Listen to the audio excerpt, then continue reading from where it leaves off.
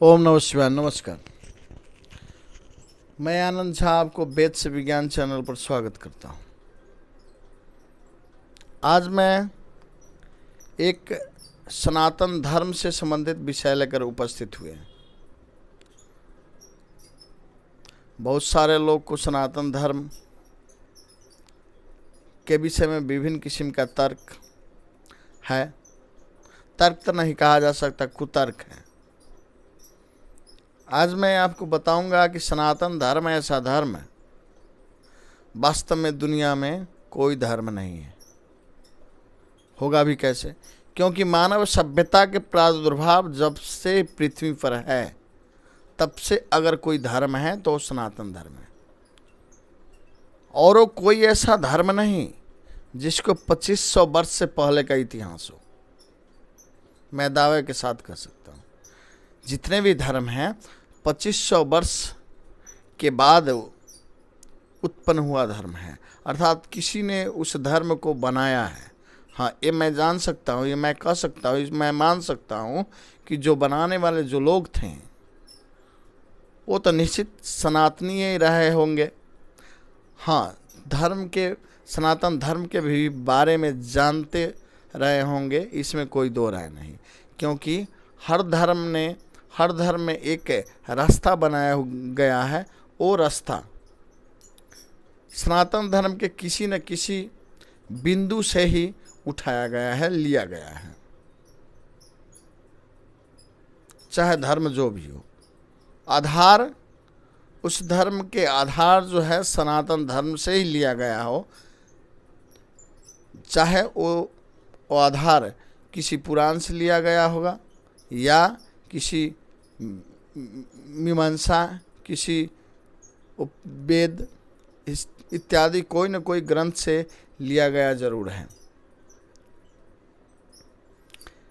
इसलिए ये धर्म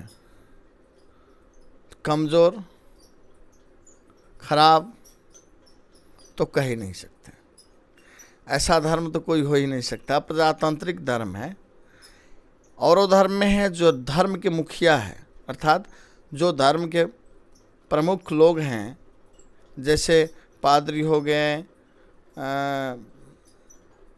उसके बाद में क्या कहते हैं, मौलवी हो गया इत्यादि। जो धर्म के प्रवक्ता लोग होते हैं वही लोग कुछ धर्म के बारे में बोल सकते हैं और धर्म में। परंतु हमारे हिंदू धर्म में एक विडंबना है कि कोई भी बोल सकता है, कुछ भी बोलता है, चाहे वो जानते हो या न जानते हो, कुछ भी बोलता है। सब कुछ बोलने का अधिकार दे दिया गया है।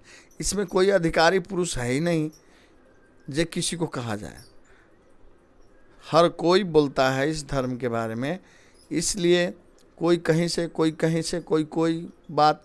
अब जैसे कि किसी एक वीडियो में हमने सुना था कि ब्रह्मा जो सरस्वती से विवाह कर ली अपने पुत्री से, वो ब्रह्मपुत्री कहा गया सरस्वती का, ब्रह्मा का पुत्री नहीं। सुनने वाला तो सुनता है नहीं कि धर्म में किसी दिन तो किसी ग्रंथ को तो पढ़ा नहीं, किसी को मुंह से सुन लिया, वही बात को प्रचार करने लगा। अर्थात विधर्मी लोग कुछ न कुछ गलत सही बोलता है। हाँ, जानने वाला तो इस बात को न मानता है, लेकिन न जो जानता ही नहीं, जिसको धर्म के बारे में ज्ञान ही नहीं है, वो आदमी तो बोलता रहता है लेकर के। ब्रह्मपुत्री कहा गया। ब्रह्म और ब्रह्मा दोनों अलग हैं।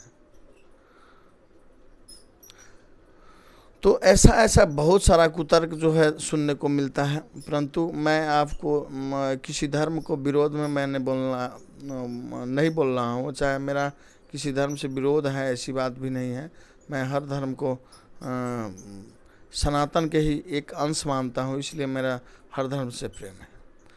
क्योंकि जितने भी धर्म है सनातन के एक अंश है। जैसे कि एक बाप का 4 5 10 4 5 6 7 पुत्र हैं ना, सब पुत्र अलग अलग अपना प्रक्रिया, अलग अलग काम, अलग अलग रहन सहन से जी पा रहा है।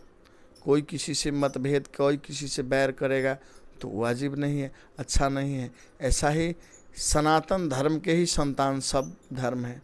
मैं इसी रूप में सनातन के ही अंश है सब इसी रूप में मैं सब धर्म को उतना आदर ही करता हूँ। मैं किसी धर्म के विरोध में नहीं, परंतु ये ज़रूर है कि कोई सनातन धर्म के बारे में बोलता हो, न जान के बोलता हो, जो मन में आए सो बोलता हो, तो दुख जरूर होता है।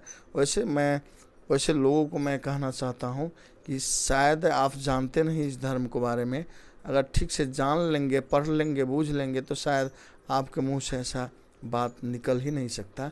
क्योंकि सनातन धर्म इतना उत्तम धर्म है, साइंटिफिक धर्म है, प्रजातांत्रिक धर्म है, प्राकृतिक धर्म है।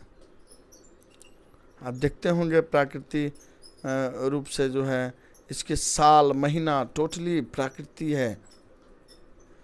जैसे बैसाख महीना कहने का मतलब है कि सूर्य मेघ राशि में प्रवेश कर गया, अर्थात बैसाख महीना हो गया। ज्येष्ठ महीना का मतलब है कि सूर्य वृक्ष राशि में प्रवेश कर दिया। आषाढ़ के मतलब सूर्य मिथुन राशि में प्रवेश कर गया। अर्थात पूरे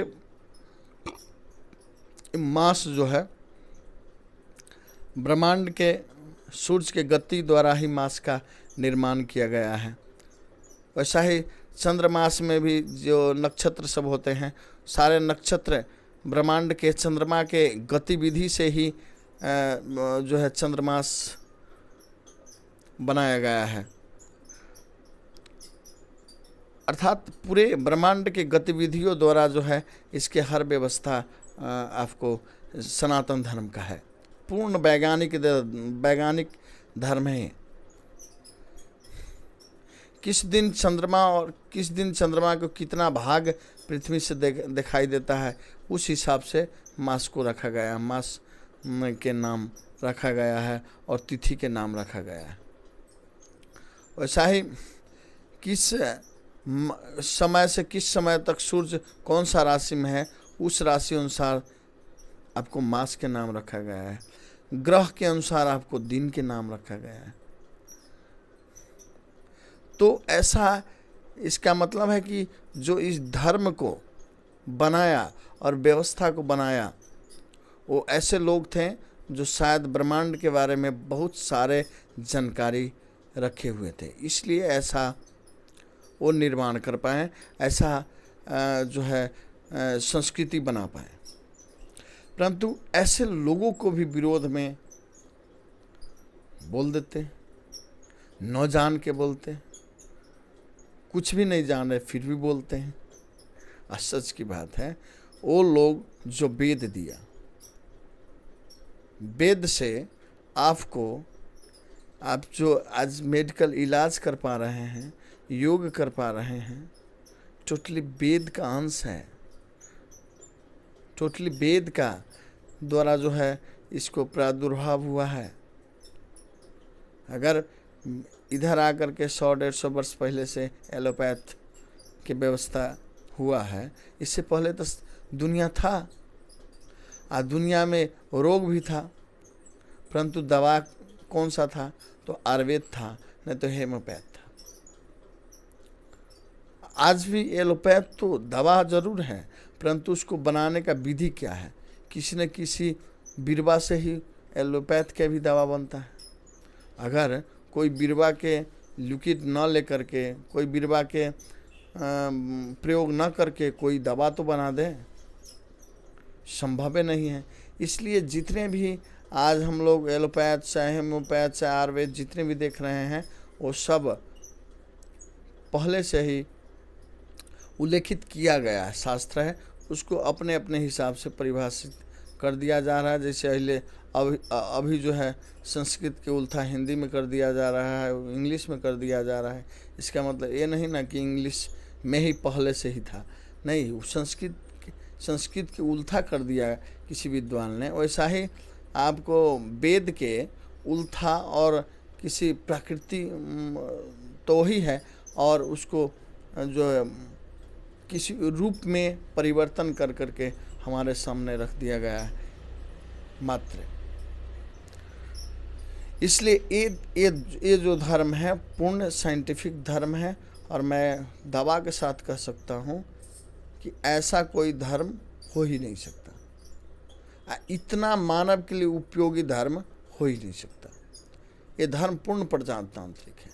किसी पर भी अन्याय, बहुत सारे लोग हैं जो जथाभावी कुछ कुछ बोल देते हैं, बोलते रहते हैं कि अन्यायपूर्ण व्यवस्था इसमें है, वर्ण व्यवस्था है इत्यादि सब। हाँ, वर्ण व्यवस्था तो है, इसमें तो देखा गया है, लेकिन वर्ण व्यवस्था कर्म के अनुसार ही बांटा गया है। जो जो कर्म करता था वैसे लोगों को वही संज्ञा दिया गया है, चाहे वो कर्म करने वाला जो हो।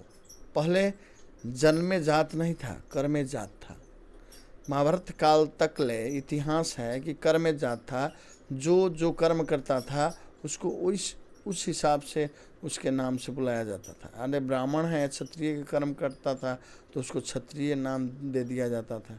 यहाँ तक कि आप जानते हैं कि दरभंगा महाराज के टाइटल में सिंह लगता है, अर्थात वो तो ब्राह्मण कुल से जन्म लिए थे, परंतु उनके सिंह कैसे हो गया? ब्राह्मण को तो सिंह टाइटल नहीं है, परंतु उनको सिंह दे दिया गया, उपाधि दे दिया गया, अर्थात क्षत्रियपना झलके उनमें। ऐसे उपाधि दे करके उनको क्षत्रिय के रूप में लोग जानने लगे। इसका मतलब ये नहीं है कि वो क्षत्रिय थे, अर्थात उनको कर्म क्षत्रिय था।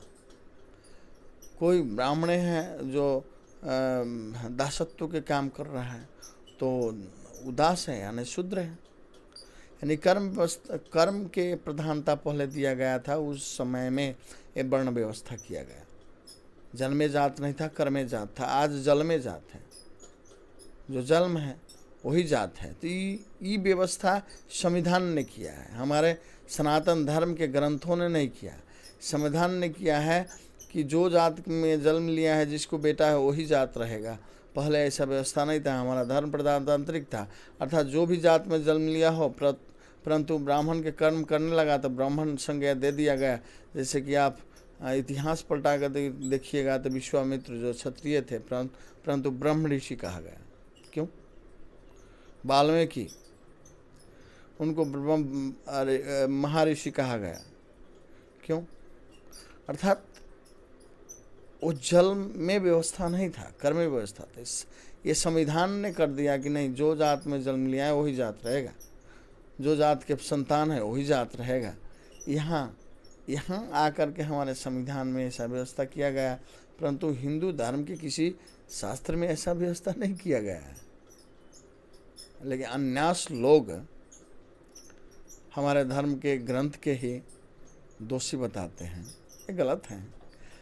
मैं तो आपको दावा के साथ ये कह सकता हूँ कि आप अगर सनातनी हैं, हिंदू हैं, और इसमें जो हमारे कुलाचरण, हमारे संस्कार में जो व्यवहार सब रखा गया है, व्यवहार को पालन आप करते रहें पूर्ण रूपेण श्रद्धा के साथ है। अगर आप पालन करते हैं तो मैं दावा के साथ कह सकता हूँ कि आपको जीवन में कोई समस्या नहीं आएगा।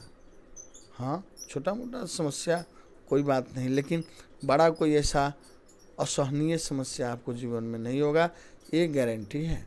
ऐसी व्यवस्था है इस धर्म में।